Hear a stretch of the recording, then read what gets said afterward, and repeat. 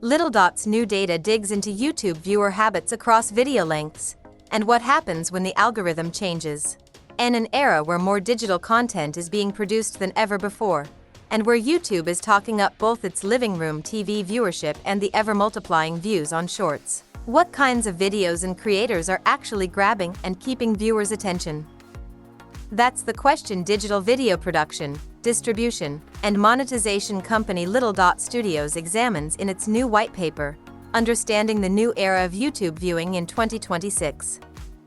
Using data from 800-plus managed YouTube channels, 930 million subscribers, and 11.2 billion monthly views, Little Dot looked at multiple years of viewing habits across formats, from shorts to long form to ultra long form, aka videos over 120 minutes, with some clocking in at well over 180 minutes.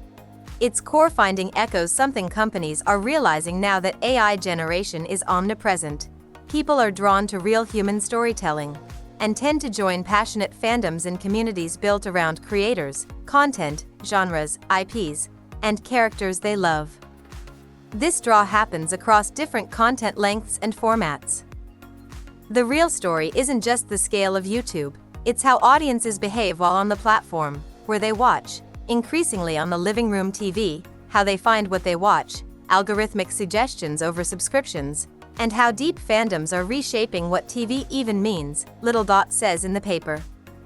YouTube's algorithm creates a new, programmable attention economy, rewarding the formats and behaviors that keep viewers engaged the longest.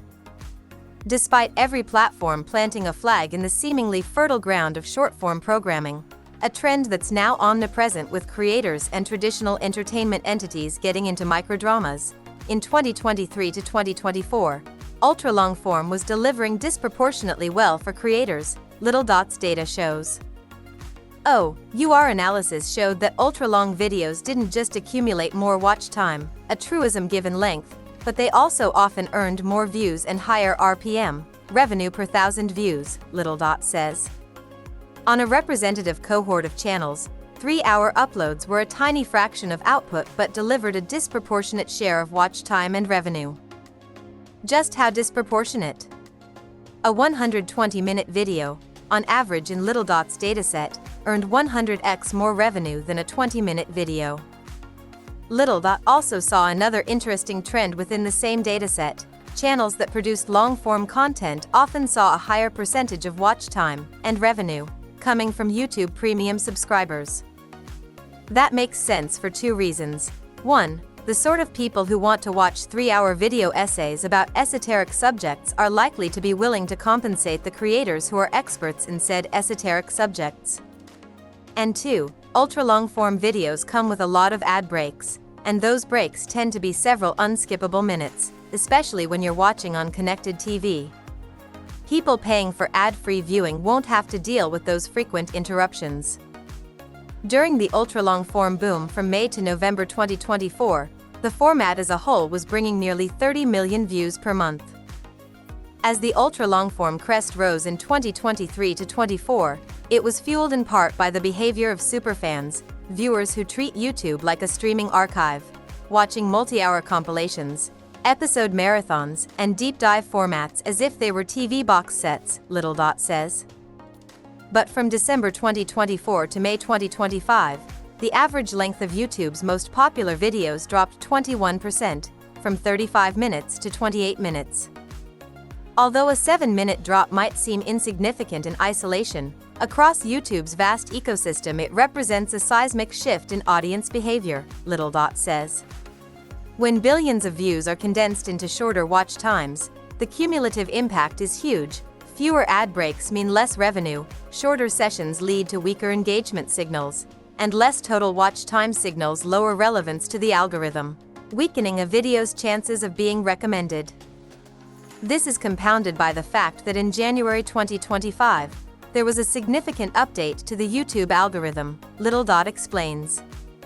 YouTube, it says, regularly updates the algorithm to improve their recommendation systems to better surface engaging content more accurately. In this case, the update had a near-instant impact on ultra-long-form video viewing, dropping by more than 90% from its 2024 average in just 3 months. The YouTube algorithm's average length of suggested/recommended videos went from 80 minutes to 40 minutes. YouTube as a platform is not static, and whilst some of this is driven by audience behavior, there is a huge influence exerted by YouTube itself via the multiple algorithms that determine which videos are suggested to users, Little Dot says. The paper goes on to say this change is noteworthy because typically YouTube's algorithm prioritizes content that drives longer viewing habits and mimics the traditional TV experience. But just when you think you have the answer, it adds, think again. As we've learned in the last 12+ years of Little Dot Studios, the only constant is change. While ultra-long-form viewership tanked out of the gate post-update, and ultra-long-form creators who wanted to keep the same amount of viewership needed to shorten their video lengths in response, things did end up steadying. By 2025, average views per video had evened out across short-form, long-form, and ultra-long-form. That means viewers are watching about the same amount of content in all three formats. Little Dot says this shows that fandom is not format fixed, it is dynamic. Fans will follow great packaging, clever curation and platform-native storytelling, but only if channels keep pace with how YouTube is evolving. The lesson here isn't long form is dead, it explains. I tease that format advantage is not constant. On top of that, YouTube's scope is now too large and too televisual to be anyone's afterthought. The picture 6 months from now will differ again, because the system and its viewers won't sit still. The job, then, isn't to divine the permanent rule, it's to build the permanent capability to read the room and pivot. Program boldly, measure honestly, iterate fast.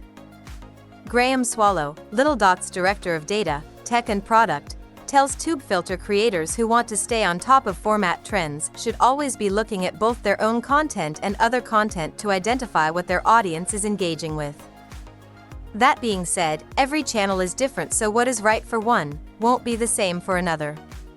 Discovery on YouTube is algorithmic, not subscription-led, so creators can't assume their audience will simply find them if platform behavior shifts, he notes.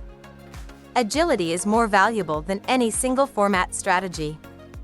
We also asked Swallow about the discrepancy between YouTube pushing both TV and short-form viewership hard.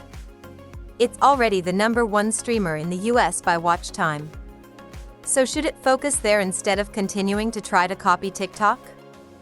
YouTube, publicly, recognized that they had leaned too hard into shorts content and it was damaging their traditional video model, he says. So there has been some rebalancing in their product as a result. In a way, ultra-short, snackable videos are detrimental to attention spans in general. This is not solely a YouTube problem. The key is being clear about the role each format plays in your ecosystem rather than treating them as interchangeable. Little Dot's ultimate recommendations to creators? Listen closely to audience wants and program for superfans, casual fans, and future fans simultaneously. And if there's another algorithm update that cuts deep into viewership? Take deep breaths. Swallow says. It felt to us like this was in many ways a wave that would at some point break, which it did. In that sense, we have seen a return to the norm, rather than a long-term change. Whilst still difficult to swallow, it is a reminder that platform changes are useful, but the fundamentals often remain the same. We often advise our own teams to not become too trend-focused. Good, engaging content is evergreen. One practical takeaway is to avoid over-indexing on a single structural bet, whether that's length, cadence, or format, because platform incentives can change quickly. Sounds daunting. But creators have some of the most dedicated and brutally honest fan bases on Earth, along with constant access to them. Fans are only too happy to share what they dig and what they don't. Creators can use that input as guidance, but in the end should never stray from making what they want to make, across whatever format suits them best.